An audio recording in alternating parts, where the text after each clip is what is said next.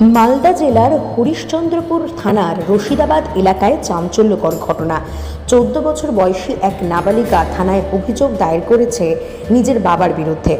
অভিযোগ, তার বাবা শারীরিক নির্যাতনের চেষ্টা করে এবং পরে জোর করে সেই ঘটনা ঘটায়।